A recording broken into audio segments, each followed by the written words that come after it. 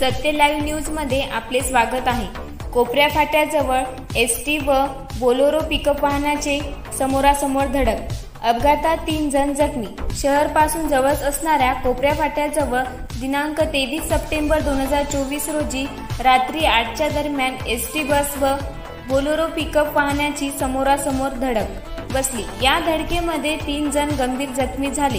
प्राथमिक माहिती गावकऱ्यांकडून समोर आली आहे। अपघात प्रकरणी शहर पोलीस स्टेशन मध्ये गुन्हे दाखल झाले आहे। अपघातात जखमी झालेल्या बोलेरो पिकअप वाहन चालकाचे नाव कळू शकले नाही, परंतु त्यांचे दोन्ही पाय फ्रॅक्चर झाले ची प्राथमिक माहिती समजली आहे। तर बसमधील 2 प्रवासी जखमी झाल्याची माहिती पोलिसांकडून मिळाली असून त्यांना देखील जखमीची नावे कळू शकली नाही। प्राप्त माहितीनुसार कंधार आगारची बस क्रमांक MH20CL 3539 मधून पुसद येथे बस चालक मारुती महादेव नागरगोजे हे 13 प्रवासी घेऊन पुसद येथे येत होते।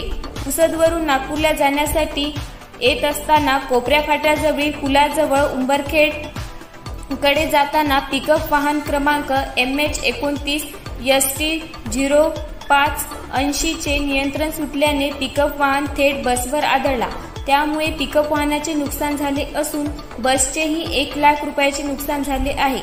अपघात होताच नागरिकांच्या मदतीने रुग्णवाहिका व पोलिसांना घटनास्थळी बोलावून घेतले। त्यानंतर जखमींना रुग्णालयात तात्काळ उपचाराकरिता दाखल केले। शहर पोलिसांकडून जखमीचे नाव घेण्याची प्रक्रिया सुरू आहे। तर अपघात प्रकरण बस चालकांनी शहर पोलीस ठाण्यामध्ये फरियाद नोंदवली आहे। ताज्या बातम्या पाहण्यासाठी सत्य लाईव्ह न्यूज चॅनलला सबस्क्राईब करा।